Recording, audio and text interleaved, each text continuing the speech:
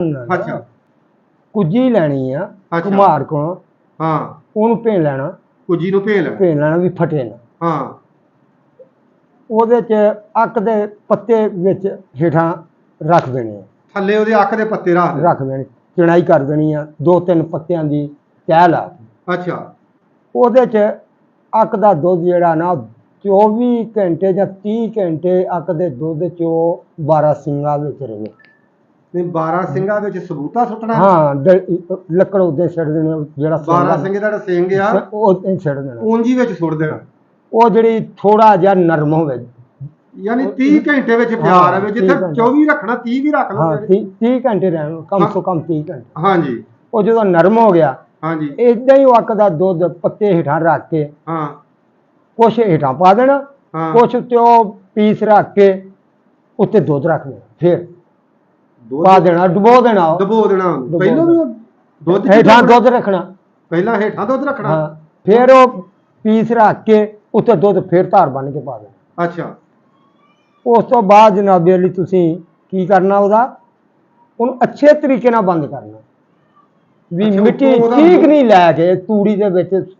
Set ਕਰਕੇ ਹਾਂਜੀ ਉਹਨੂੰ ਅੱਛੇ ਤਰੀਕੇ ਨਾਲ ਢੱਕਣ ਉਹਦਾ ਮਜ਼ਬੂਤ ਬੰਦ ਕਰ ਯਾਨੀ ਕਿ ਉੱਤੇ ਢੱਕਣ ਰੱਖ ਕੇ ਉਹਨੂੰ ਪੂਰੇ ਮਜ਼ਬੂਤ ਅੱਛੇ ਤਰੀਕੇ ਨਾਲ ਹਾਂ ਬੰਦ ਇਹ ਕਰ ਲੀਕ ਨਾ ਕਰੇ ਕੋਈ ਛਾਪਰ ਵੀ ਉੱਤੇ ਲਾ ਨਾ ਸਕਦੇ ਨਾ, ਅੱਛਾ ਕੱਲੀ ਮਿੱਟੀ ਨਾਲ ਬੰਦ ਕਰ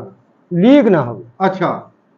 ਉਹਨੂੰ ਸੁਕਾ ਲੈਣਾ ਹਾਂਜੀ ਜਦੋਂ ਕੁੱਜੀ ਜਾਵੇ ਸੁੱਕ ਮਿੱਟੀ ਦੀ ਅੰਦਾਜ਼ੇ ਨਾਲ ਕਿੰਨਿਆਂ ਦਿਨਾਂ 'ਚ ਸੁੱਕ ਜੇ ਤੈਨੂੰ ਮੈਂ ਨਹੀਂ ਨਹੀਂ ਹਾਂ। ਉਹ 2-3 ਘੰਟੇ ਰਹਿ ਜਵੇ ਜਦੋਂ ਅੱਛਾ। ਅੱਠਰ ਗਈ ਹਾਂ ਵੀ ਤੇੜਾ ਨਾ ਪੈਣ ਹਾਂ ਤੇ ਉਹ ਫਿਰ ਤੁਸੀਂ ਪਾਥੀਆਂ ਕਰਨੀਆਂ ਜਮਾਂ 1.5 ਮਣ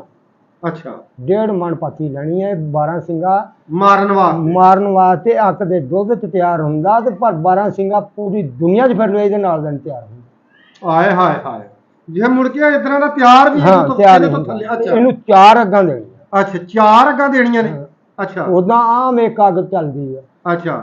ਜਿਹੜਾ ਅੱਕ ਦੇ ਦੁੱਧ ਵਾਲਾ ਇਹਨੂੰ ਚੱਲਦੀਆਂ 4 ਅੱਗਾਂ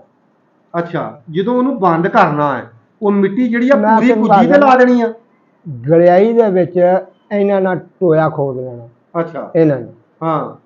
ਉਹਦੇ ਚ ਥੋੜੇ ਜਿਹੇ ਗੋਹੇ ਚਿਣ ਲੈਣੇ ਆ ਅੱਛਾ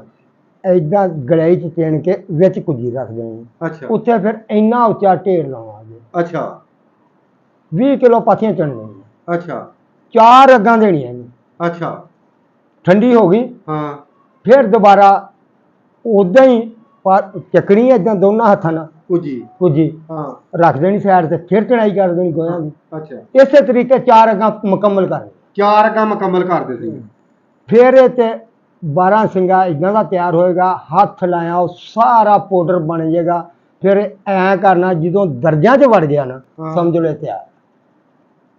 ਇਹ ਤਿਆਰ ਹੱਥਾਂ ਦੀਆਂ ਦਰਜਾਂ 'ਚ ਜਦੋਂ ਹਾਂ ਆਹ ਬਣਦਾ ਜਿਹੜੀਆਂ ਤੇੜਾਂ ਨਾ ਦਰਜਾਂ ਹਾਂਜੀ ਆ ਲਕੀਰਾਂ ਨਾ ਹਾਂਜੀ ਇਹ ਐ ਮਲਣਾ ਐ ਅੱਛਾ ਜਦੋਂ ਦਰਜਾਂ 'ਚ ਵੜ ਗਿਆ ਬਰੀ ਪਾਊਡਰ ਹਾਂ। ਇਹ ਸਮਝ ਲਓ ਤਿਆਰ ਤਿਆਰ ਹੋ ਗਿਆ 12 ਤਿਆਰ ਸਿੰਘਾਂ। ਹੋ ਗਿਆ। ਅੱਛਾ ਉਹ ਕੁੱਜੀ ਜਿਹੜੀ ਆ ਉਹਨੂੰ ਸਾਰੀ ਮਿੱਟੀ ਲਾ ਲੈਣੀ ਸਾਰੀ ਨੂੰ ਨਾ ਸਾਰੀ ਨੂੰ ਲਾਓ। ਠੀਕ ਹੋ ਗਿਆ ਨੀਚੇ ਲਓ ਜੀ ਵੀ ਸਾਰੀ ਉੱਤੇ ਕੁੱਜੀ ਵੀ। ਨੂੰ ਮਿੱਟੀ ਲਾ ਲੈਣੀ ਜਦੋਂ ਬੰਦ ਕਰਨਾ ਤੇ ਗੋਹੇ ਲੈ ਲੈਣੇ ਨੇ ਮਣ ਡੇਢ ਮਣ, ਡੇਢ ਡੇਢ ਮਣ ਲੈ ਲੈਣੇ ਡੇਢ ਤੇ 4 ਅੱਗਾਂ ਦੇਣੀਆਂ ਨੇ ਉਹ ਤਰੀਕਾਕਾਰ ਤੁਹਾਨੂੰ ਸਾਰਾ ਦੱਸ ਦਿੱਤਾ ਹੈ ਜਦੋਂ ਇਹ 12 ਸਿੰਘਾ ਤਿਆਰ ਹੋ ਗਿਆ ਹਾਂਜੀ